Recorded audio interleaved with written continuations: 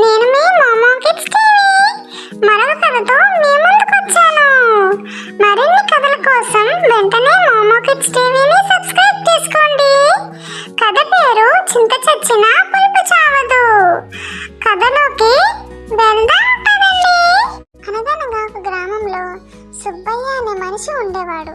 అతను చిన్నప్పటి నుంచే చాలా అబద్ధాలు చెప్పే అలవాటు కలవాడు.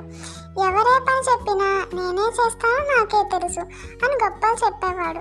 గ్రామస్తులు మొదట్లో అతని మాటలు నమ్మేవారు, కానీ తర్వాత అతని అసలు స్వభావం అందరికీ తెలిసిపోయింది. ఒకరోజు సుబ్బయ్య పట్టణానికి వెళ్ళి చాలా సంవత్సరాల తర్వాత తిరిగి గ్రామానికి వచ్చాడు. మంచి బట్టలు వేసుకుని పెద్ద మనిషిలా నటిస్తూ అందరితో మర్యాదగా మాట్లాడసాగాడు. గ్రామస్తులు సుబ్బయ్య ఇప్పుడు మారిపోయాడేమో అనుకున్నారు. కొన్ని రోజుల తర్వాత గ్రామంలో దేవాలయ ఉత్సవం జరిగింది. అందరూ కలిసి డబ్బు మొత్తం నా దగ్గర పెట్టండి, నేను అన్నీ బాగా చూసుకుంటా అన్నాడు.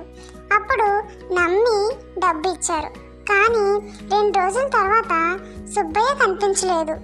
కొంత డబ్బు తీసుకొని పారిపోయాడు. గ్రామ పెద్దలు బాధపడుతూ ఇలా అన్నారు, అయ్యో, చింత చచ్చినా పులుపు చావదు. మనిషిలో ఉన్న చెడు స్వభావం అంత ఈజీగా మారదు. అప్పటి నుండి గ్రామస్తులు ఎవరి స్వభావం తెలుసుకోకుండా నమ్మకూడదని నిర్ణయించుకున్నారు. నీతి: మనిషి బయట రూపం మారినా లోపలి స్వభావం మారడం చాలా కష్టం. ఫ్రెండ్స్, మీకు ఈ కథ నచ్చిందా? చింత చచ్చినా పులుపు చావదు కథ. కథ మీకు నచ్చితే మోమో కిడ్స్ టీవీని సబ్స్క్రైబ్ చేసుకోండి ఫ్రెండ్స్. కామెంట్ చేయడం, లైక్ చేయడం మర్చిపోకండి. మరిన్ని కథలతో మీ ముందుకు వస్తాను. Thanks for watching.